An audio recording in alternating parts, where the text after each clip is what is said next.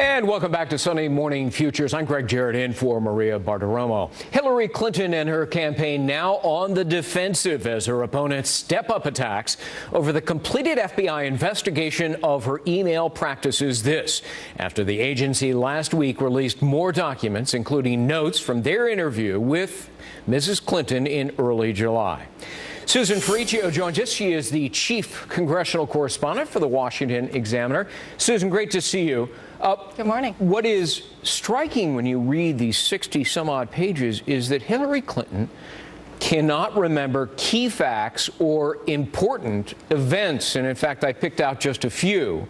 We'll put them up on the screen. She could not recall getting security clearance, receiving classified training, using her power to classify, who had access to her emails, that's pretty important, receiving emails that should not be on an unclassified system, security briefings when leaving office.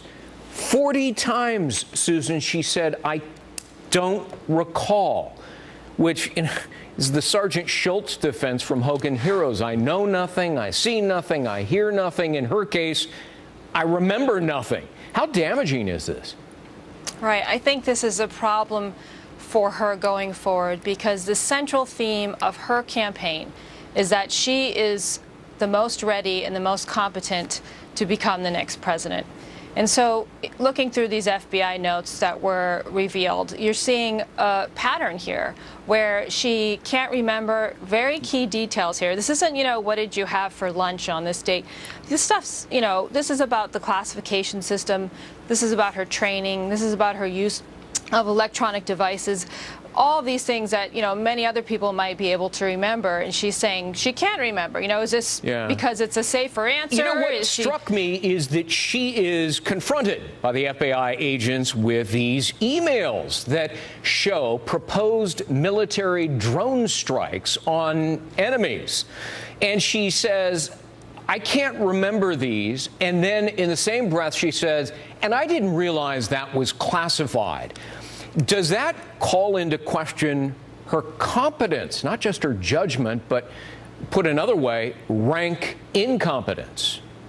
Well, and that's where she's leading Trump, really. When it's about trust, the two of them are not trusted. They're about equal in the polls. But it's the competency where she gets ahead of Trump.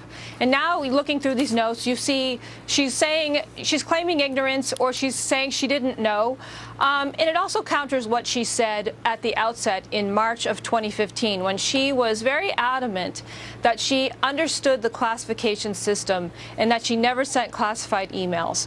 All of this is a big conflict. So it either looks like she's not telling the truth, she's being disingenuous, or she really didn't understand what she was doing. And also, Greg, that overshadows what she should be doing right now, which is talking about her record as the nation's top diplomat, her time in the White House.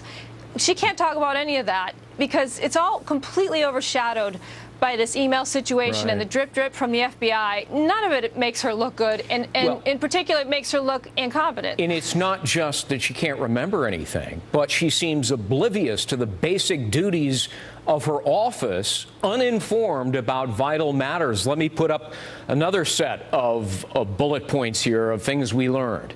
She was not aware of hardware or software systems, which, by the way, she's using on an hourly basis.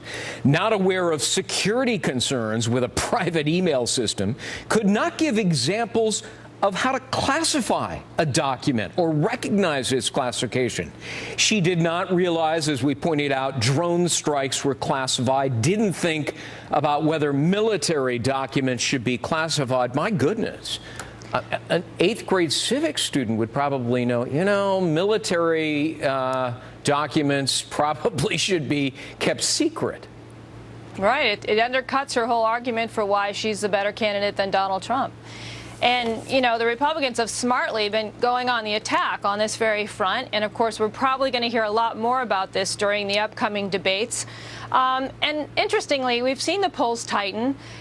We've seen Trump even a point or two ahead in some national polls. But this is all going to come down to these undecided voters who are in some cases growing in some of the polls.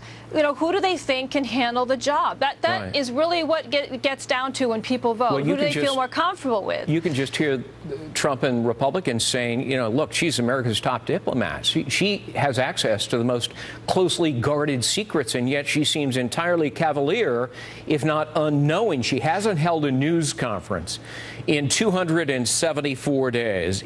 Is she hiding because she doesn't have any good answers to what will invariably be tough questions? Well, as long as she's leading in polls, it's a comfortable place for her to be, to just not face the press. If you see her start to tank in the polls and she needs to get out there and defend herself, I think she's going to hold a press conference. I mean, don't forget, Greg, going back to these emails, 30 of the emails I think that she purged, where she said it was all about yoga and wedding planning, 30 of those emails were about the Benghazi terrorist attacks, which were under 2 federal investigations at the time. Right. There's so much that Republicans can drive home and continue to drive home about this issue that will really challenge her competency. And what it does is it prevents her from talking about her record in the State Department. Yeah, and I think that's probably most, that 2 a.m. phone call or 3 a.m. phone call. Susan Ferriccio, thanks very much. Thanks a lot. Donald Trump doubling down on his hardline immigration plan, promising to build that wall, the beautiful wall. We'll hear from an Arizona sheriff on what he thinks it will really take to secure the border. As we look ahead on Sunday Morning Futures, stick around.